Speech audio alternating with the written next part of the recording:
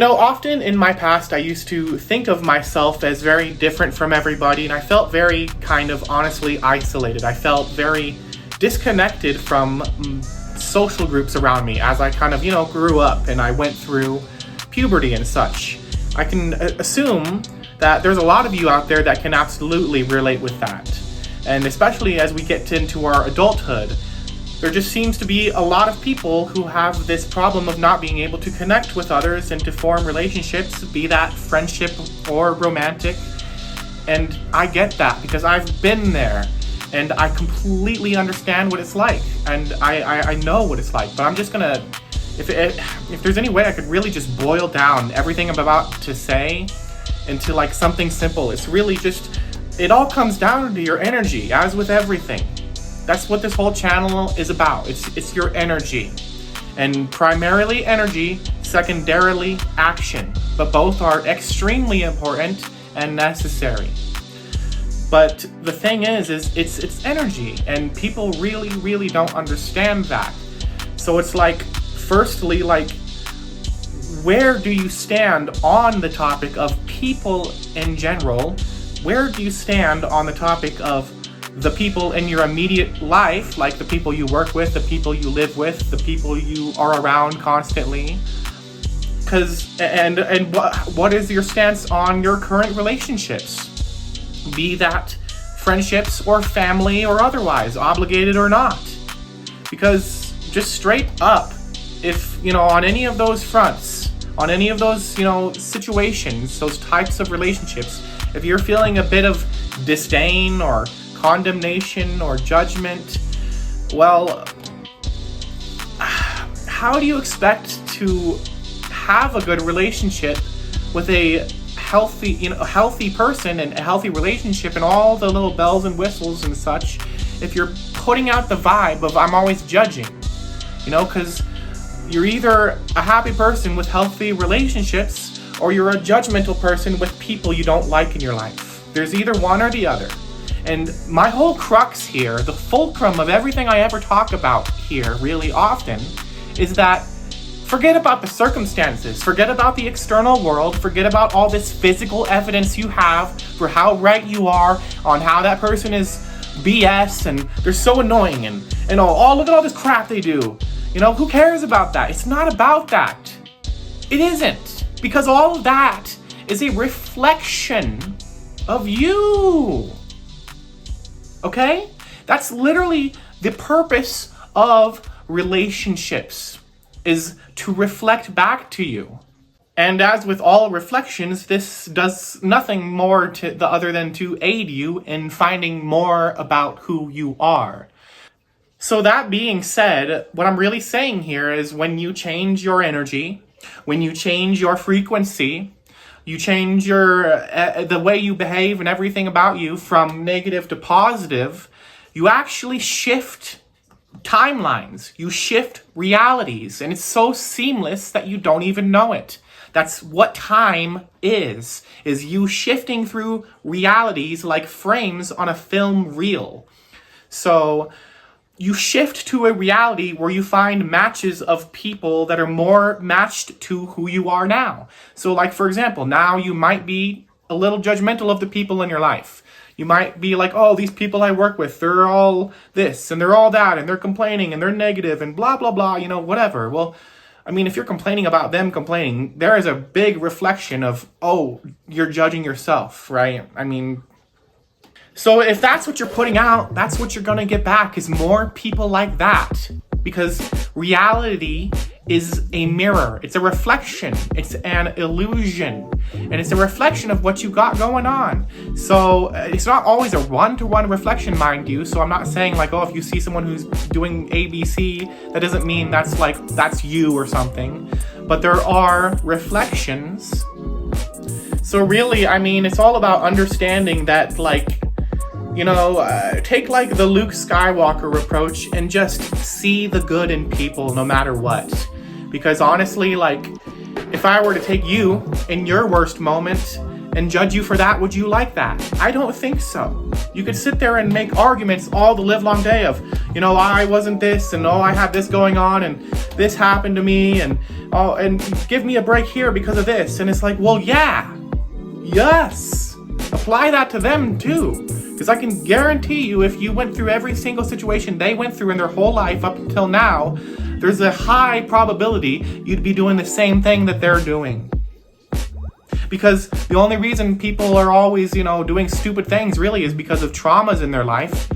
All these, lessons that we go through being in this physical reality, people lash out and they act out of fear because they don't know any other way other than to act destructively. So when you judge them for being hateful or negative or whatever, or gossiping or blah, blah, blah, blah, blah, blah, well, it's like you're judging a child for not knowing social etiquette.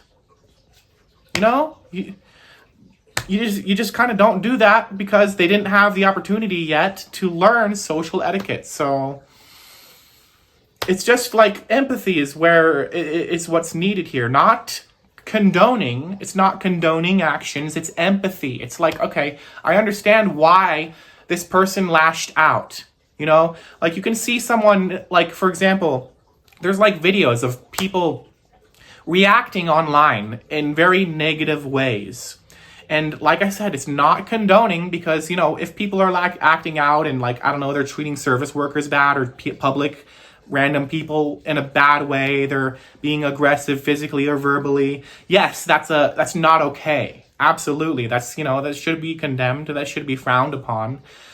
Condemned in a, not a negative way, not in a judgmental way, because like I said, it's about the empathy, because it's like, it's not about condoning, it's about like understanding, like, hey, what did this person go through in their childhood? Maybe they never got the love that they needed from their family. Maybe that they learned that the only way they could feel safe and protected is to lash out at the world with hatred. It's just a person in pain. That's what it is. And, I'm kind of getting into the extreme examples of people doing things and how we judge them and perceive humans. There are subtle ways too, just simple things, but it's the same thing. It's still like traumas and feelings of not enoughness that generate, things like, I don't know, gossip and other negative complainings and judgments and etc. So just generally what I'm saying here is just like try your best, and I know this is going to take some practice, but try your best to just look at the positive aspects of people and forget about the negative stuff. Like, just not condoning it, but just let it go. Realize that they're not acting as their true self. They're acting as their fearful self. So let it go, move on, and really it comes down to like the people you want to keep in your life. It's just like you got to make the determination for yourself. Is this something I am willing to, I guess you could say, tolerate, for lack of a better word? That's not the word I would really like to use, because I don't think you should necessarily tolerate things. But I guess what I'm going for is like, what kind of behaviors is something that you're okay with shrugging off and just be like, okay, they're just acting up. I can just, we can just come back later, let them cool off, that kind of stuff. And then what kind of behaviors are stuff that is actually a deal breaker, and then cut those people out of your life. You don't have to be rude about it. You don't even necessarily have to communicate to them. I've heard people say that you have to do that and it creates some sort of energetic cord. No, it doesn't. It doesn't. Friendships drift apart, that's just how life is. I mean, if you want to communicate, sure, that's a respectful way, but you're not obligated to. You're not obligated to do anything. And that's another thing too.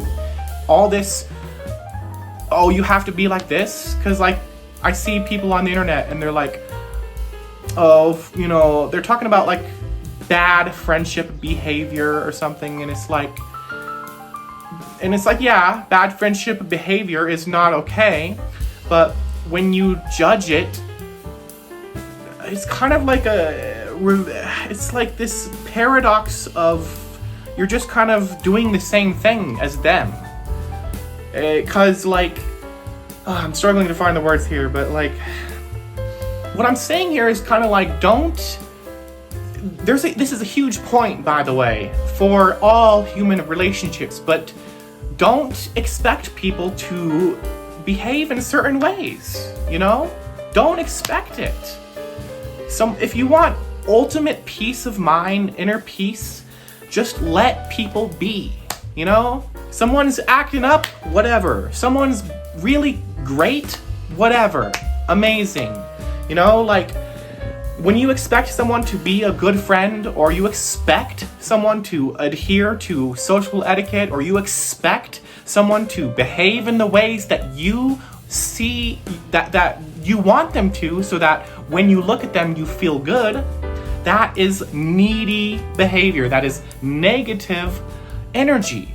It's a negative expectation, because you're like, I'm only gonna be, you know, cool with people when they're perfectly meeting, you know, all these, you know, markers for what I think is a good enough relationship. And so there's a balance, obviously, because you don't want to you're not just out here like tolerating and putting up with anything, you know, you're not going to put up with an abusive person. So there is a balance. So, like, I mean, ultimately, if there's anything you can take away from this video, I'm trying to convey is that it's about the energy you put out. How are you framing the people in your life now? Because if you're framing the people in your life right now as irritants, then how do you expect to receive anything other than that? And that, when that's your focus, that's the story you're telling, that's the energy you're giving out. And then what actions are you taking? You know, are you putting yourself out there? Are you reaching out?